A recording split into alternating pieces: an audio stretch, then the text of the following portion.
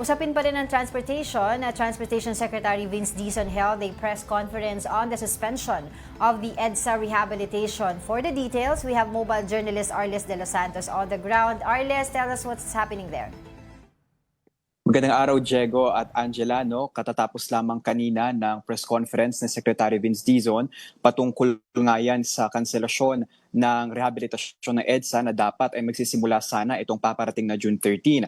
Ayan ay kasunod ng pahayag ng Pangulo kahapon matapos simulan ang Pamilya Plus Pass 1 Plus 3 sa MRT at EDSA.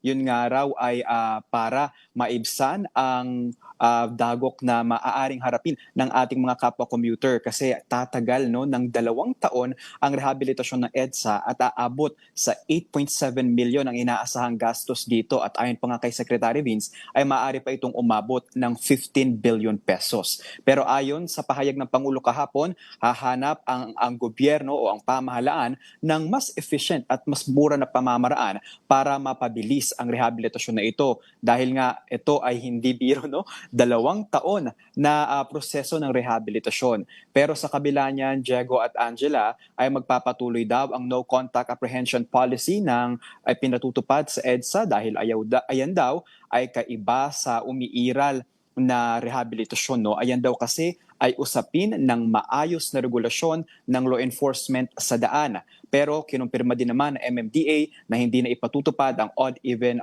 scheme sa EDSA. Arles, sinabi ba or binanggit ng ni Secretary Dizon kung ano yung mga methods or pinag-aaralan nilang technology na hopefully na mapabilis from 2 to 3 years down to 6 months to a year sa EDSA rehabilitation? Actually, Diego, tinanong natin yan. Pero ito daw kasi ay parang kukumpirmahin pa muna ng pamahalaan dahil merong iba't ibang method ng pag-aayos sa iba't ibang mga bansa. Meron yung mga inilalagay na parang bridge sa gitna ng kalsada kung saan madadaanan pa rin ang itaas na bahagi na ito ng mga sasakyan.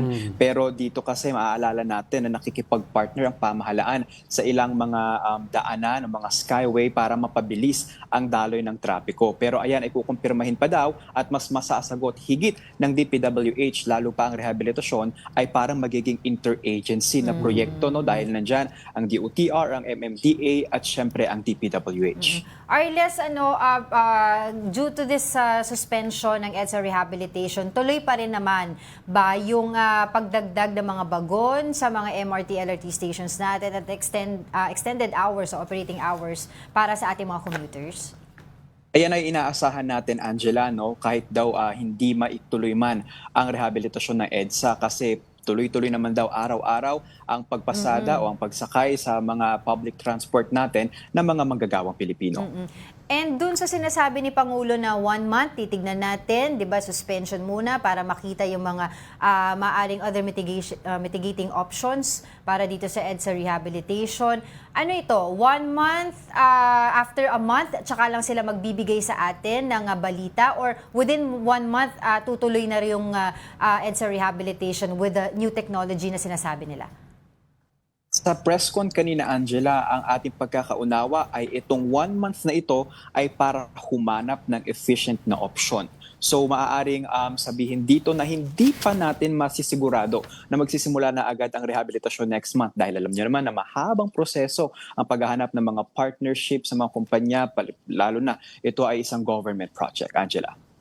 Alright, thank you for that. That was mobile journalist Arles De Los Santos reporting to us live.